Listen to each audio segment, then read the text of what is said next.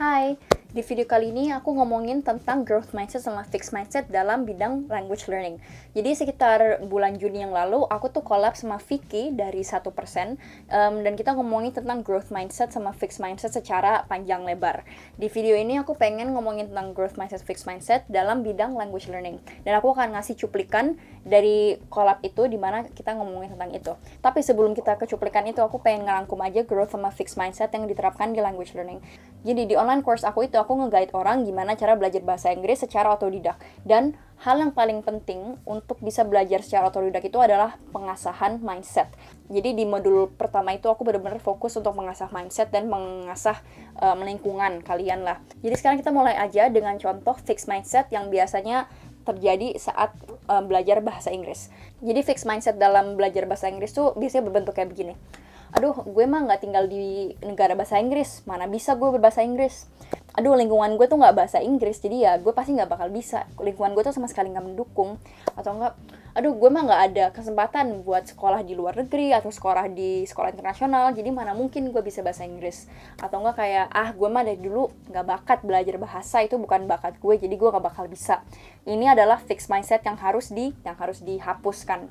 Instead, aku benar-benar encourage members atau students aku dalam online course untuk bisa membangun growth mindset dalam belajar bahasa Inggris. Dan ini biasanya dalam bentuk kayak begini. Belajar bahasa itu tuh sebenarnya kemampuan, bukan bakat. Siapa aja pasti bisa. Oke, punya membuat kesalahan itu adalah bagian dari proses. Jadi kalau salah-salah pun nggak apa-apa. Dan gue harus pinter-pinter atau bisa ngakalin untuk bisa belajar bahasa Inggris. Jadi ganti strategi, cari sumber-sumber yang bagus, pokoknya akal-akalan lah, harus pinter-pinter cari strategi.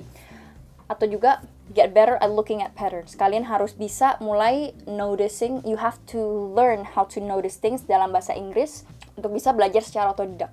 Nah, itu aja secara singkat. Kita mulai aja langsung ke cuplikan dari 1%.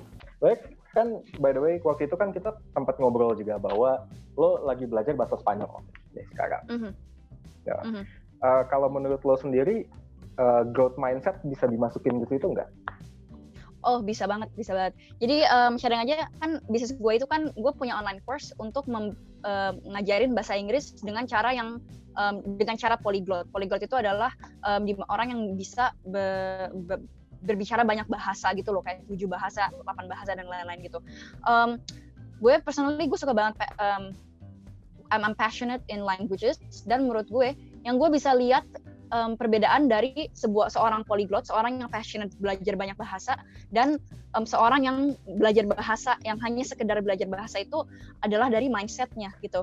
Jadi di salah satu di online course gue, salah satu video modulnya adalah the importance of growth mindset and fixed mindset. Makanya gue pengen ngomongin sama lo tentang growth mindset, fixed mindset ini. Menurut gue cara growth mindset itu juga bisa diaplikasikan, diterapkan di bidang language learning, di mana lo itu benar-benar harus ngelihat untuk fasih dalam sebuah bahasa asing itu sebagai skill, bukan sebagai talent.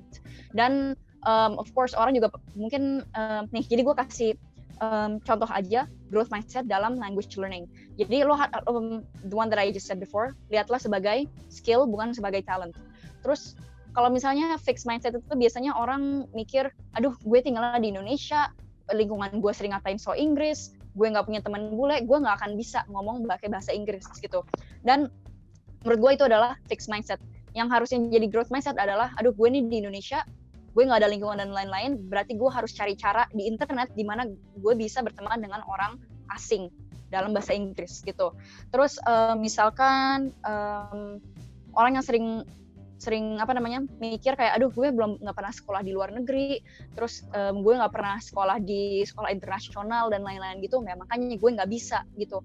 Tapi sebenarnya no, it's actually that's a fixed mindset yang sangat toxic untuk bisa belajar sebuah bahasa gitu. Instead, dalam growth mindset lo harus ngerasa kayak, oke, gue emang nggak belum pernah sekolah di luar negeri dan belum pernah sekolah di sekolah yang internasional bertaraf bahasa Inggris. Tapi yang gue bisa lakukan adalah mencoba meng-immerse atau mengelilingi diri gue dari segi konten, dari segi teknologi dalam bahasa Inggris. Jadi lo harus pinter-pinter untuk cari konten-konten bahasa Inggris di mana lo itu bisa mengelilingi diri sendiri dengan bahasa Inggris gitu. Sure, you may not have an environment di mana semua orang itu bule dan bahasa Inggris, tapi lo bisa membuat kalangan lo sendiri, dari konten yang lo baca, video yang lo nonton dan lainnya itu dengan bahasa Inggris. Dan inilah menurut gue di mana growth mindset comes into place. Karena growth mindset itu bukan cuma effort lo untuk coba bagus dalam sesuatu, tapi juga strategi lo gitu loh. Jadi effort itu bukan hanya gue udah kerja keras nih dari tadi gini gitu, tapi lo juga harus tahu kalau misalnya lo kerja keras tapi hasilnya itu nggak memuaskan, berarti lo harus tahu lo harus ganti strategi gitu. Jadi the implementation of strategy is also very important in developing a growth mindset gitu. Yes. Terus juga karena kita udah ngomongin soal language ya di sini, gue merasa bahwa ya, kehadiran lo di channel 1% ini akan membukakan banyak banget mata perseners.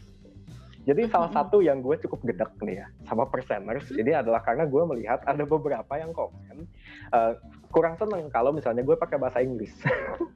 Oke. Ini jujur banget gue kurang suka sebenarnya. Kenapa? Karena kalau menurut gue bahasa Inggris itu sepenting itu. Kalau menurut gue bahasa Inggris itu seperti itu. Gue nggak habis pikir gimana caranya gue belajar kalau gue nggak bisa bahasa Inggris. Kenapa? Karena kalau menurut gue sendiri, ilmu-ilmu yang sangat-sangat valuable, most of it gue dapat dalam bahasa Inggris. Kayak banyak banget buku-buku kesukaan gue, buku-buku bisnis yang sangat gue cintai itu pakai bahasa Inggris. Sekarang audiobook yang lagi terkenalnya, gue sangat jarang gitu menemukan audiobook bahasa Indonesia.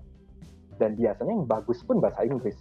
Kayak betul. Dan jadi ini mungkin pesan buat perseners juga. Kayak, kalau misalnya lo sekarang nggak bisa bahasa Inggris, ya nggak apa-apa gitu. You have to embrace bahwa ya udah lo sekarang nggak bisa.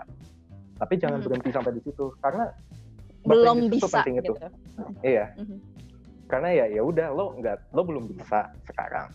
Tapi ya gimana caranya lo bisa belajar? Karena gue janji, kalau misalnya lo bisa fasih seenggaknya membaca dulu deh gitu ya bahasa Inggris, itu akan sangat mempercepat kecepatan belajar lo. Karena lo bisa dapat jauh lebih banyak informasi di luar sana.